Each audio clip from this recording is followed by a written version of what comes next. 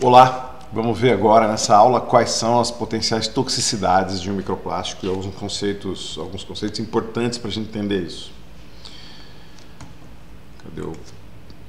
Tá aqui. Bom, primeiro, uma coisa importante que vai permear algumas discussões que a gente tem até no fim desses slides é a questão do risco. O risco a gente considera que é pelo perigo vezes o tempo da exposição. Não é uma conta linear desse jeito, mas a gente leva em consideração esses dois fatores. Então tem 3 slides aqui que mostram de modos diferentes, alguns mais bem-humorados do que outros, a questão do perigo vezes a exposição. Então, por exemplo, aqui, esses 2 casais estão aqui, esses 2 não estão, todo mundo está exposto ao sol. Aqui você vê que esse casal da direita tem um guarda-sol, então a exposição é menor, então o dano vai ser menor. Aqui o casal está sem nenhum guarda-sol, inclusive a moça está aqui aumentando a intensidade luminosa e tem até o cabelo dela pegando fogo depois. Então é um quadrinho bem humorado. Então a questão do risco tem a ver com a exposição. Então, por exemplo, esse aqui é uma outra comparação que eu costumo ver, um leão solto e um leão preso, riscos totalmente diferentes. Esse aqui é muito bem humorado. Qual é o risco de você barbear um homem ou barbear um urso? Claro que é barbear o urso, né? Ninguém vai querer barbear o urso, mas é um jeito bem humorado de falar que às vezes a mesma ação pode ter diferentes consequências. Então existe um perigo envolvido na lâmina. E aí o risco depende de quem você quer barbear. É uma brincadeirinha, mas acho que faz um ponto parecido com esse do leão e faz um ponto parecido, um ponto um pouco diferente, porque aqui todo mundo está exposto ao mesmo dano. Porém, o perigo é o mesmo para todo mundo, mas a exposição a esse perigo é menor para o casal da direita.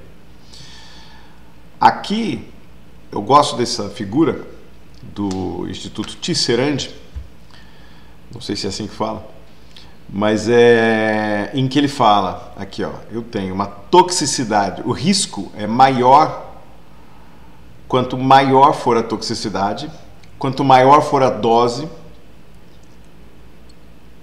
quanto maior for a diluição, tem um erro aí, porque quanto maior a diluição, menor a dose, né? Então, quanto maior for a dose aqui, então desconsidero dilution, por meu laserzinho. Quanto maior for a duração, quanto maior for a frequência. Frequência e duração tem a ver com a exposição, né? E a gente vai falar disso no fim. No fim a gente vai retomar esse slide aqui, tá bom? Então, se você tem uma baixa toxicidade, mesmo que você tenha uma baixa toxicidade, mas tem uma alta dose, você pode ter um risco. Se você tem baixa toxicidade de um material, baixa dose, baixa exposição, você não vai ter tanto problema. Uma baixa duração de contato, uma baixa frequência de contato, então você não tem tanto problema. Agora, se você tem uma toxicidade baixa, mas mesmo assim a dose for alta e a exposição, o contato for alto, tanto por duração ou frequência, aí você pode ter um problema. Então a gente tem que viver com isso, né? E vocês vão ver no fim, tem uma questão muito relevante para a gente levar em consideração. E aqui eu gosto, porque essa EUFIC, que tem um trabalho voltado para alimentos, ela tem esse exemplo que eu gosto aqui. Então você tem um dano potencial, que é atravessar uma estrada. Agora, atravessa uma estrada cheia, uma estrada rara de ser usada, você tem diferentes riscos, ok? Que tem a ver com tudo que a gente falou até agora. Beleza, então, feito essa ponderação um pouco intuitiva aí para vocês, vamos falar aqui dos microplásticos. Tem uma questão que eu costumo ver apontada, que é o microplástico sendo uma coisa positiva para o meio ambiente, porque ele sorve poluentes. Então o microplástico, que é considerado um poluente, se ele causa dano, né? Contaminante é aquilo que está onde não deveria estar. Poluente é um contaminante que causa dano, onde você estabelece uma relação de dano entre a presença e estabelece uma relação de dano com a presença, ok? Bom, então muita gente, como os microplásticos são concentradores de poluentes, porque eles são substâncias que têm uma capacidade de adesão a poluentes que estão no meio ambiente, você, em experimentos de laboratório, você diminui a concentração desse poluente. E eu quero mostrar para vocês que isso é uma afirmação muito perigosa de ser feita, porque o poluente não sumiu, o poluente só se concentrou na superfície do microplástico. Se você tivesse como recuperar esse microplástico, que tem os poluentes sorvidos nele, aí sim você poderia ter uma situação de benefício, né? Considerar isso uma remediação, mas não é o caso. Quando você está aderido, tem algumas situações que podem mudar esse status de adesão, adesão é um jeito mais simples de falar de um processo que a gente chama de sorção, que pode ser a soma do processo de absorção e do processo de adsorção. A absorção é quando vai para dentro. A adsorção é quando fica na superfície. Então, se você come um pedaço de bolo, você pode chamar de absorção, no sentido amplo da palavra. Se alguém joga um pedaço de bolo na sua cara e a sua cara fica melecada de bolo, adsorção. Ok? Beleza, então vamos fazer umas brincadeiras aqui. Primeiro, que a gente tem duas situações de substâncias químicas poluentes. Então, quando eu falei de sorção, eu estou falando dos poluentes que vêm de fora, mas eu não posso deixar de falar dos poluentes que vêm de dentro do plástico. Então, primeiro vamos falar das substâncias que vêm de dentro, que são os aditivos que a gente viu numa aula que passou, na primeira aula, parte 2, né, o segundo vídeo da primeira aula. Você tem esses aditivos que são aproximadamente homogeneamente distribuídos assim que eles são feitos. Então, eles estão sob cisalhamento, material fundido, aí eles resfriam, adquirem o formato, eles estão homogeneamente distribuídos. Mas como a gente viu na primeira aula, no primeiro módulo, essas substâncias que estão dentro do microplástico, do plástico e do microplástico, já que o microplástico vem do plástico, principalmente os secundários, essas substâncias, elas vão se mover. Lembra do volume livre? Lembra da difusão? Elas se movem dentro. E elas vão ter diferentes modos de se mover, diferentes velocidades de movimento dentro da matriz polimérica e eventualmente acabam atingindo a superfície e lá elas podem ficar. Então, se você olhar aqui na animaçãozinha que eu fiz, movendo os slides, nada sofisticado, eu tenho aqui uma diferente taxa de difusão para fora, que a gente chama de migração. Então, eu tenho esse aditivo que vai difundir mais lentamente. Você pode ver, os azulzinhos se mexeram, os verdinhos se mexeram, mas os azulzinhos estão mais lentos e acabam não indo tanto lá para fora quanto os verdinhos. Isso é uma dinâmica do que vai acontecer com as substâncias que estão na superfície. Depois tem as substâncias químicas que vêm de fora. Elas já estão no meio. Então tem inseticida, tem agroquímico, tem várias coisas que são a poluição química que a gente recebe. Os plásticos vão receber também. Esses plásticos, eles vão receber essa poluição, vão ter contato com essa poluição e vai rolar esse processo de sorção, que é uma adesão, um tipo de uma adesão que vai para a superfície do plástico. Essa adesão, essa sorção, ela também vai ser diferente variando a substância que está interagindo com esse plástico. Variando também a superfície, variando também o nível de degradação, potenciais substâncias que já estão presentes na superfície, então isso tudo vai influenciar. E aí, beleza, então antes de falar de partição, substâncias que vêm de dentro podem sair para fora em diferentes taxas, substâncias que vêm de fora podem vir para a superfície do plástico em diferentes proporções. E tem uma coisa que a gente chama de partição, essa é a definição da IUPAC. Está em inglês, deixa eu ler para vocês. O termo é frequentemente usado como um sinônimo para distribuição e extração. Entretanto, uma diferença essencial existe por definição entre constante de distribuição ou razão de partição e constante de partição.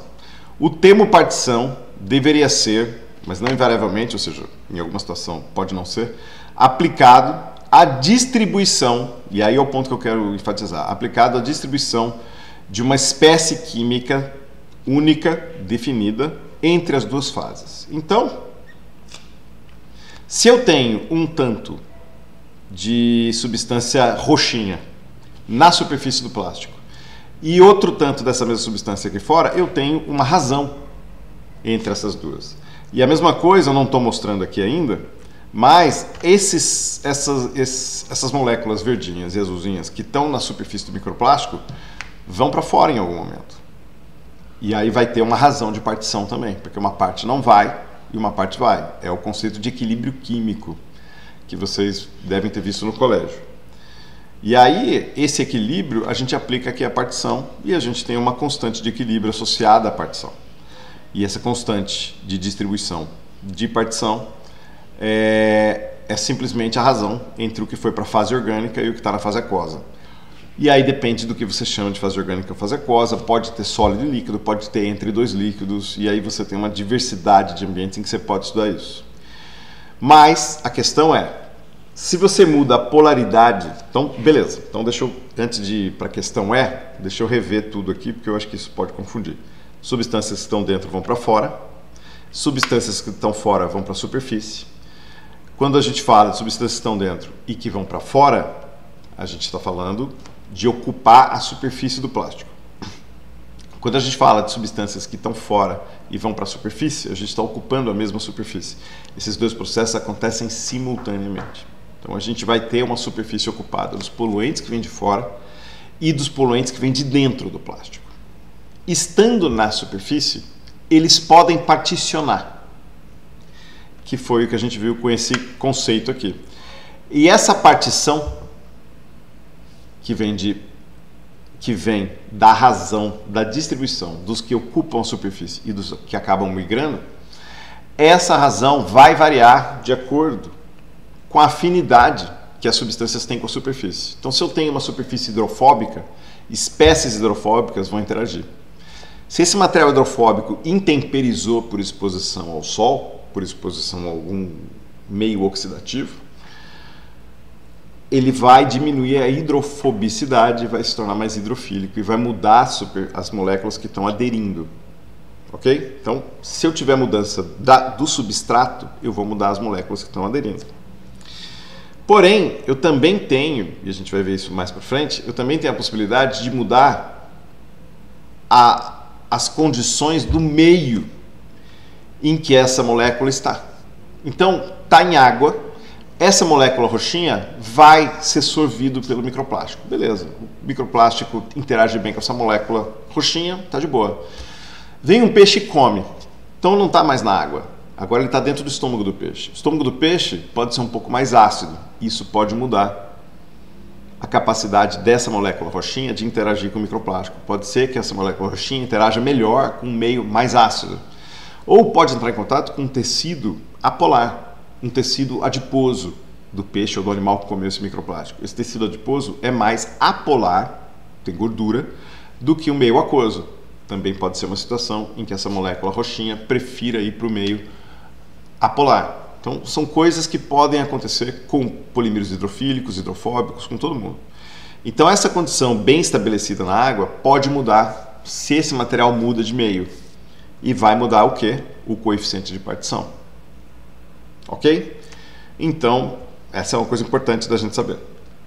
Porque esse é um modo do microplástico ser tóxico. Outra coisa. Isso aqui, lixiviação, então, é o processo dessas moléculas que estão ocupando a superfície, tanto dos poluentes que vieram de fora, quanto dos poluentes que vieram de dentro e que estão ocupando a superfície do microplástico. Se eles vão para fora, tudo que está na superfície e vai para o meio, a gente chama de lixiviação, além de chamar de migração. E aí tem um paper aqui sobre lixiviação de aditivos associados a microplásticos em ambientes aquáticos. Então eles viram aqui, esse gráfico é bem legal. Então deixa eu explorar esse gráfico com vocês antes da gente concluir o que vem dele e vamos explicar ele. Então aqui, lixiviação dos aditivos, está nessa faixa, e aqui degradação dos plásticos, está nessa faixa, ok? Então olha só, quanto tempo demora para degradar um plástico. O eixo X, que é do tempo, está numa escala logarítmica, não está numa escala linear. O que isso quer dizer? Quer dizer que para cada mesmo intervalo eu mudo uma ordem de grandeza. Então aqui 0,01 anos, aqui é 0,1 anos, Aqui é 1 ano, 10 anos, 100 anos. Aqui tem um corte. De 100 anos, ele pulou para 10 a oitava anos. 10 ao cubo é 1000. 10 a sexta é 1.000.000 de anos. 10 a oitava é 100 milhões de anos. Ok? 100 milhões de anos. É ano, hein? Aí, ó, tá aqui. Qual é o tempo que demora para lixiviar aditivos? Fitalatos de polietileno e PVC. Vão lixiviar em 0,1 anos. É rápido. Meses. Então, o fitalato tem uma boa mobilidade, a gente conhece. Agora, aqui tem um outro extremo. Então, aqui são só 2 casos. Obviamente, tem toda uma população no meio. Esse aqui é um gráfico que faz um ponto, né, que discute um determinado conceito.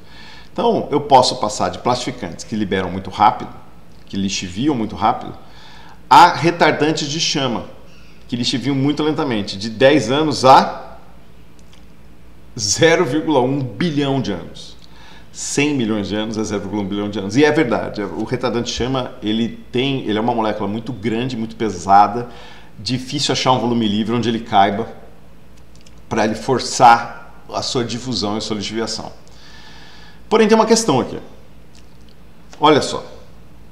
Isso aqui, esse artigo de Chamas et al. É muito bom. É muito bom. Não coloquei aqui, mas ele é muito bom, que fala sobre o tempo que demora para um plástico degradar, baseado na literatura. Ele tem um bom ponto, estudando a literatura. O problema do paper não é a metodologia, o problema do paper é que falta dado na literatura para a gente saber melhor quanto tempo dura um plástico, mas a metodologia é excelente. Aí, ó, você tem, por exemplo, em ambiente plástico, aqui, ó, por exemplo, esse aqui é LDPE, porque aqui plásticos biodegradáveis, tudo bem. A gente sabe que eles demoram menos para degradar. Polietileno de baixa densidade, sacola plástica de polietileno de baixa densidade, entre 1 e 10 anos. Numa escala logarítmica, esse é o 1, o 2 está mais ou menos por aqui, o 3 um pouco, aí não é linear, né? Cada unidade de 1 a 10.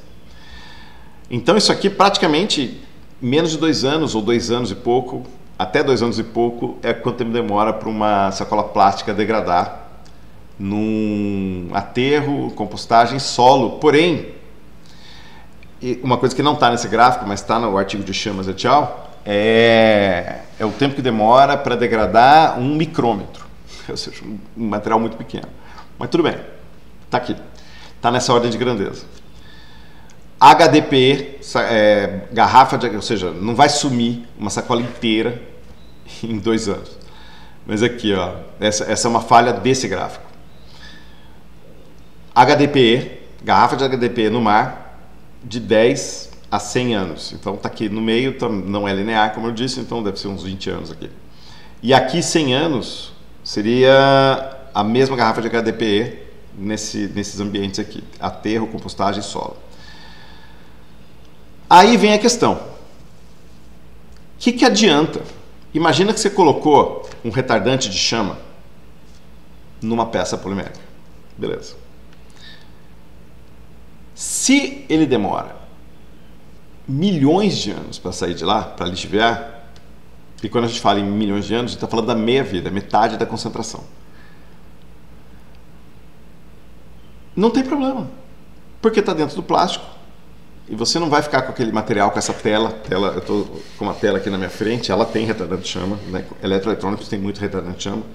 Não tem problema nenhum, o retardante de chama está aqui, ele não vai difundir para fora, vai ser muito pouco que vai difundir para fora, porque é muito lenta a difusão.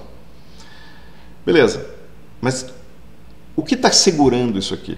O que está segurando isso aqui é uma coisa que não dura bilhões de anos, não dura milhões de anos, não dura 1000 anos. Então, o plástico que está segurando esse retardante de chama dura muito menos do que o tempo que demora para esse retardante de chama sumir. Seria mais ou menos como se você tivesse nessa situação que a gente mostrou no começo e você usou um guarda-sol. Você vai ficar na praia a manhã toda e você levou um guarda-sol para te proteger do sol. E esse guarda-sol ele vai quebrar em 15 minutos. O que adiantou? Você está exposto, porque o que serviu, o que você levou para te proteger do que vai causar dano, ele dura menos do que o tempo que você tem exposto. No caso, quando a gente está falando em 100 anos, em décadas, talvez a gente não esteja falando da gente, mas a gente está falando do meio ambiente. O meio ambiente está aqui e ele vai ser exposto a esse retardante de chama quando esse plástico degradar. E a gente tem, como visto na aula, numa das aulas anteriores, milhões de toneladas de lixo plástico no mar. Tem artigos mostrando que a gente tem provavelmente mais do que tem no mar de lixo plástico nos solos. E não tem nenhuma estatística falando de quantas toneladas nós temos de lixo plástico no ar. Porque são fragmentos que tem um tempo de residência no ar muito alto. Para vocês terem uma noção, assim, poxa, mas que viagem, do que ele está falando? Tem um paper sobre Plastic Rain, falando que tem 1 milhão de toneladas, 1.000 toneladas, 1 milhão é muito, 1.000 toneladas caindo nas áreas protegidas da costa oeste americana, da região oeste americana, por ano.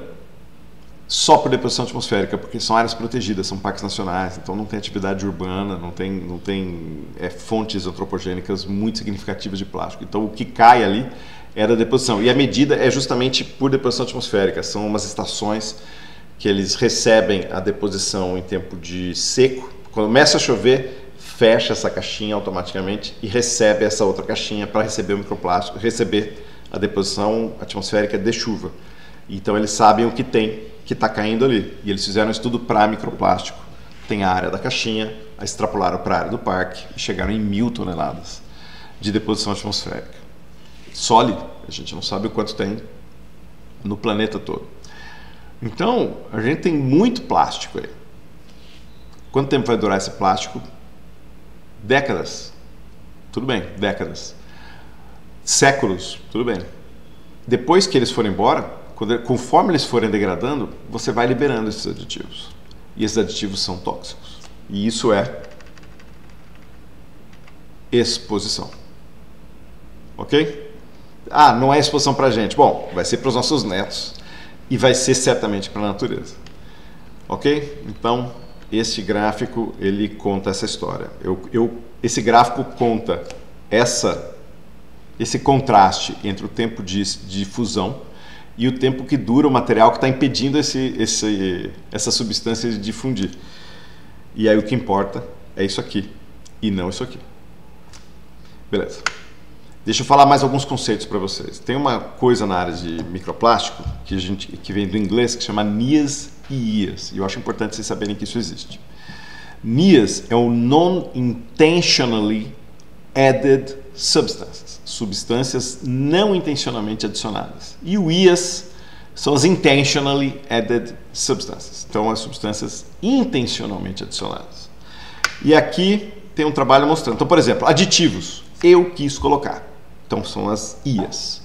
O plástico degradou e formou um monte de cadeia menor e foi degradando até formar substâncias que são até solúveis em água.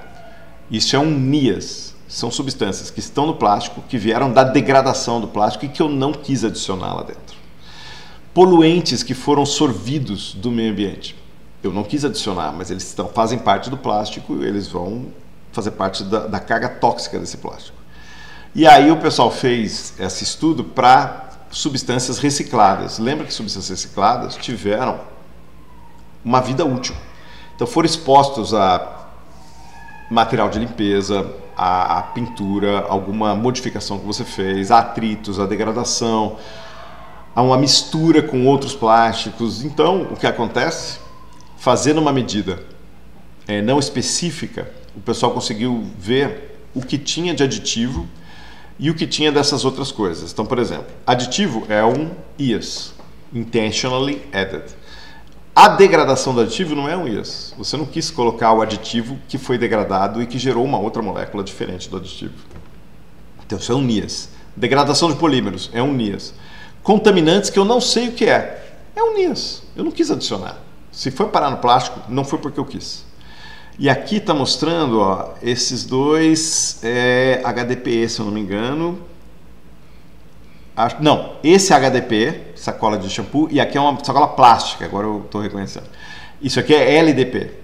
Então, olha só, degradação dos aditivos azul, aditivos azul claro, degradação do polímero cinzinha e contaminantes mais da metade nos dois.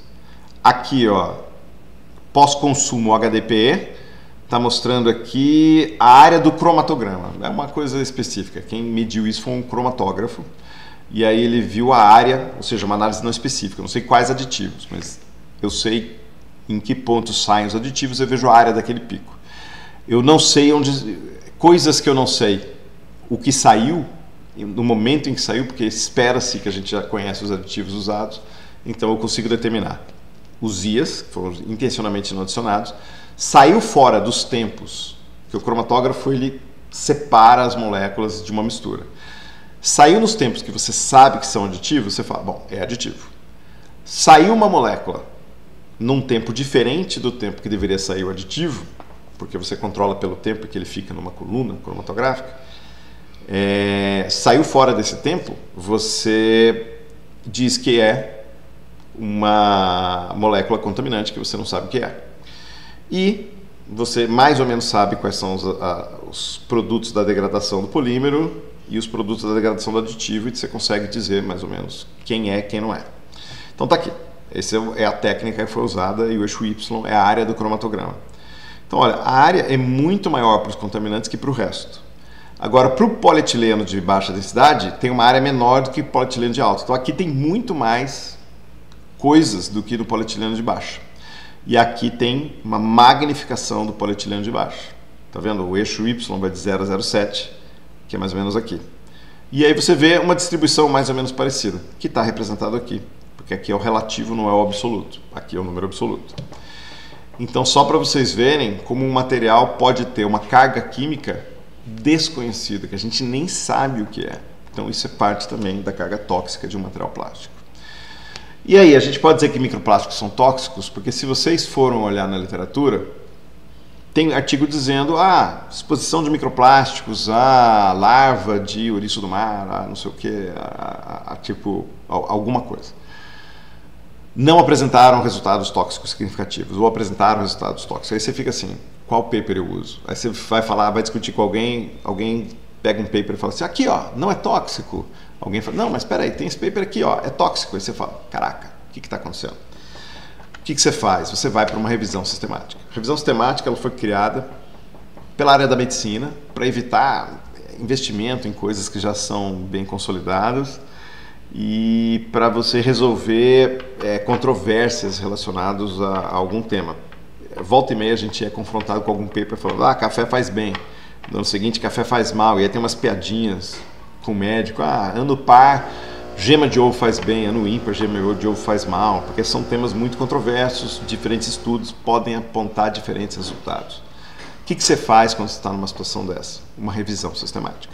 Então isso aqui, por exemplo, é uma revisão sistemática feita pelo PRISMA, que é um acrônimo, não lembro o significado, mas é para o pessoal de biomedicina, de área biomédica. Na área de ambiental, você tem um acrônimo diferente que é o ROSES, que tem um conjunto um pouquinho diferente, mas a filosofia é a mesma. Você fazer um levantamento dos artigos com uma pergunta muito bem definida. Não existe revisão sistemática para microplásticos. Não existe. Não tem tema. Você não faz uma revisão sistemática para um grande tema. Você faz assim, toxicidade de microplástico para invertebrados.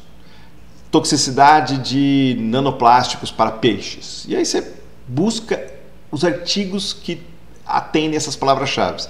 Problemas que podem acontecer em revisão sistemática. Você não escolheu bem a palavra-chave. Então, é uma coisa muito técnica a questão da revisão sistemática. Você não faz revisão sistemática num assunto que você não conhece bem. É importante a gente ressaltar isso.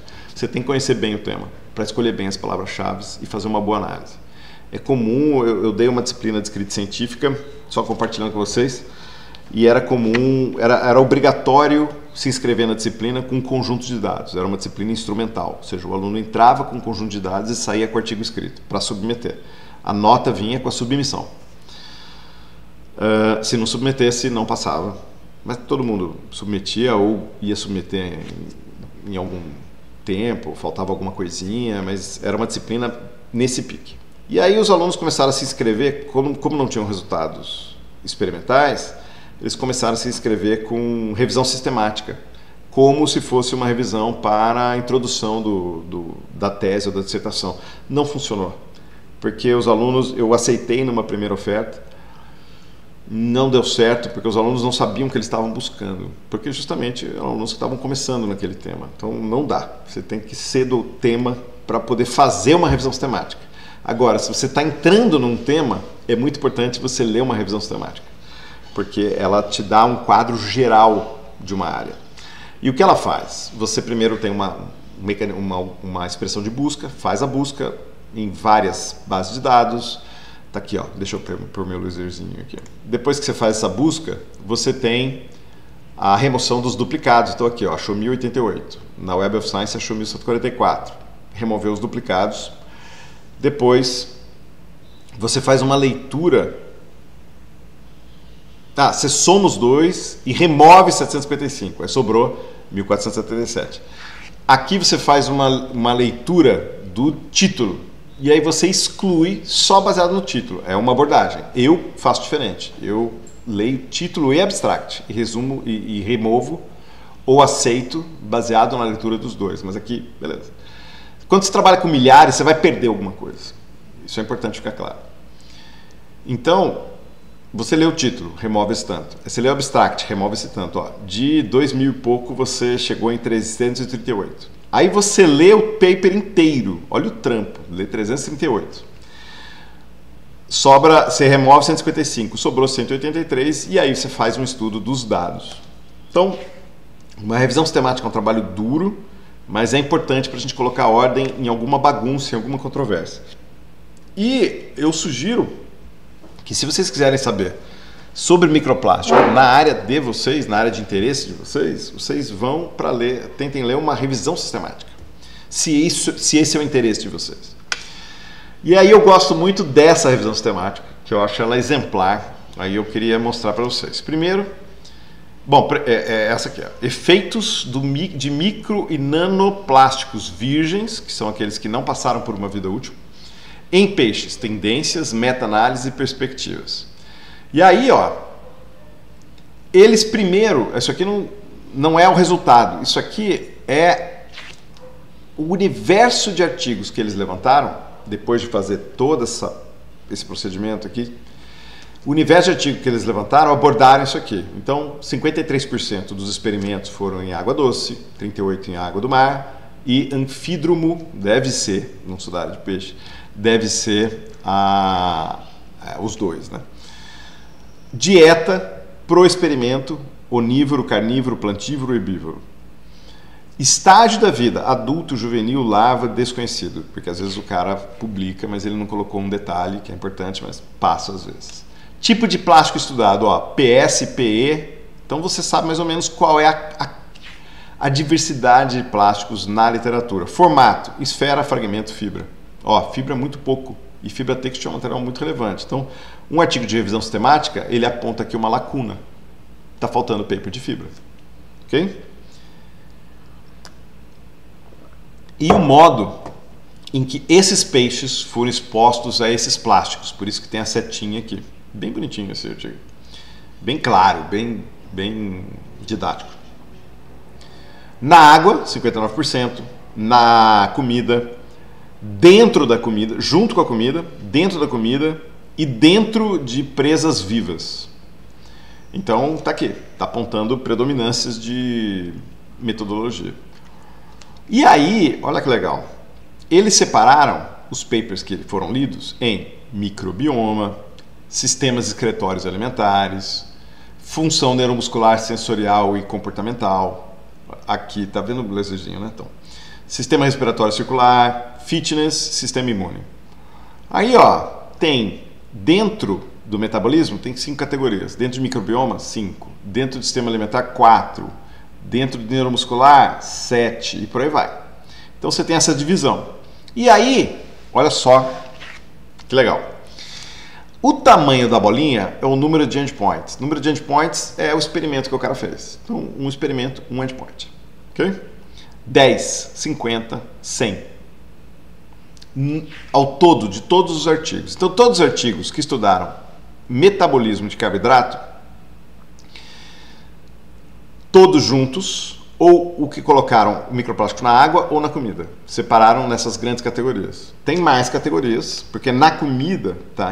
No pellet, na presa viva, ou junto com a comida, ou só na água. E aqui, eles separaram em água e o resto, né? Ou todos juntos. E aí, olha que legal.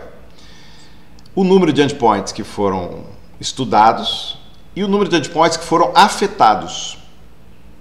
Ok? Então, por exemplo, verdinho não foi afetado. Olha aqui.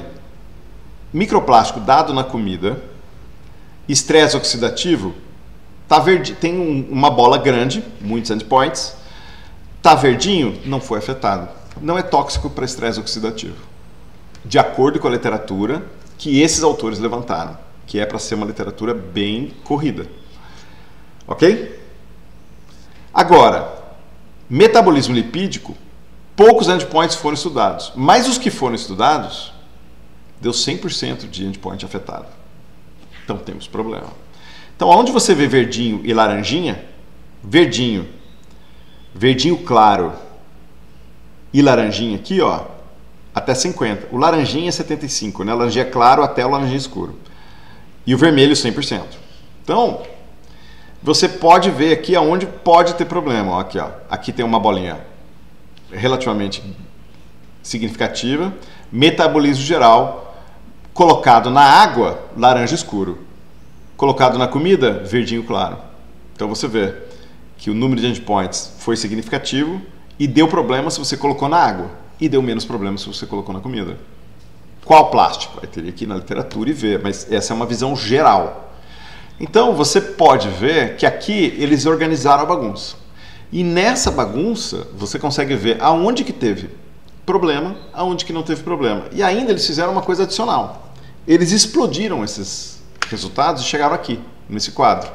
Então, aqui, todos juntos, que foi colocado na água, foi colocado na comida. E aqui tem um detalhe mais específico. Classe de concentração da massa de microplástico na água, massa de microplástico na comida, concentração de particulados na água e particulados na comida. Porque às vezes o artigo colocou tantos gramas de microplástico na comida e às vezes colocou tantos microplásticos na comida. Então você não consegue comparar esses dois. Aí eles dividiram nessas duas categorias.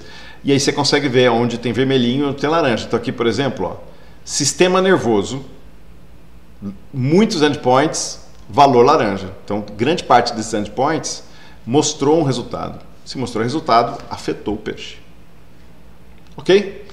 Então, aí você tem uma estrutura dessa mostrando. Se tivesse tudo verdinho, um amarelo aqui, outro ali, você ia falar assim, tem alguma coisa, mas é um contaminante mais ou menos seguro. Agora, para peixe, nessas condições, no recorte feito. Agora, quando você vê que tem um monte de vermelhinho, mas tem poucos endpoints, você enxerga aí uma lacuna. Quando você vê aqui, ó, que tem um espaço que não tem nada, você enxerga uma lacuna na literatura que você podia trabalhar. E você enxerga também, aonde você tem poucos endpoints, alguma coisa que você podia explorar mais. A literatura já faz, mas já está precisando de mais dado. Ok? E aí você pode ver aonde tem material seguro e aonde tem material que não é seguro. Então, olha essas bolonas com laranja claro e laranja escuro. Isso aí é um problemaço. As vermelhas com uma bola relativamente grande, ó. Essa bola aqui, que é um laranja escuro, né? Mas, ó, aqui tem problema. É o metabolismo geral que a gente viu. Onde mais? Aqui, ó. Crescimento. Poucos endpoints, mas a maioria dos experimentos deu endpoints afetados. Onde mais a gente vai? Sistema nervoso, tem alguma coisa. Alimentação. Boldness and exploration. Ou seja, aqui nessas condições, o peixe perde a sua agressividade. A agressividade está em cima. Ó, pouca coisa de agressividade é onde viu. Os poucos experimentos não deu problema. Agora, boldness deve ser coragem e exploração, né? Ou seja, a ousadia do peixe de sair do lugar para ir buscar comida foi afetada.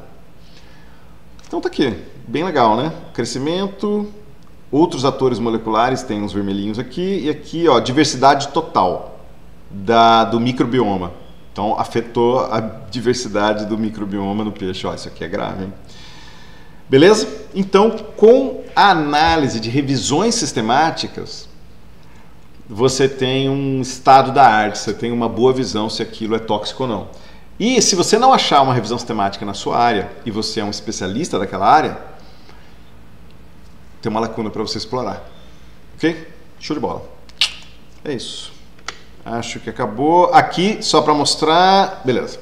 Aqui só para mostrar que o mesmo modo de visualização de dados que foi feito para esse paper de peixe, que eu adoro, acho um paper muito bonito. Esse aqui, ó, é outro paper, agora é invertebrado no solo, se não me engano. Aqui, ó, efeito de nano e microplástico pristino em invertebrados do solo. Uma revisão sistemática e uma meta-análise dos dados disponíveis. Então tá aqui os polímeros, tipo de polímero, grupos funcionais, que é a categoria de polímero, proporção afetada, número de endpoints, mesmo esqueminha. Aí mostrando aqui mais problema moderado do que grave, né? Mas tá aqui, ó, crescimento, praticamente as mesmas coisas aqui. Então, ó, estresse oxidativo deu esse amarelinho. Vermelhinho, ó, dano ao DNA para invertebrados do solo, ó, que louco. Vamos ver aqui um outro, aqui, ó, esse laranja escuro, ó, desenvolvimento intestinal, deu problema. Show de bola? Então você consegue ter uma noção da literatura. E aqui, a conclusão dessa parte aí, alguns artigos vão encontrar efeitos tóxicos e outros não. Nunca se baseie em uma informação só para avaliar toxicidade. Show de bola? Valeu! De novo, qualquer questão que você tenha depois de ter assistido essa aula, posta no fórum. Qualquer comentário que você queira fazer de algum conhecimento que você tem do tema e queira compartilhar comigo e com os colegas, coloca lá no fórum. Show de bola? Valeu, até mais!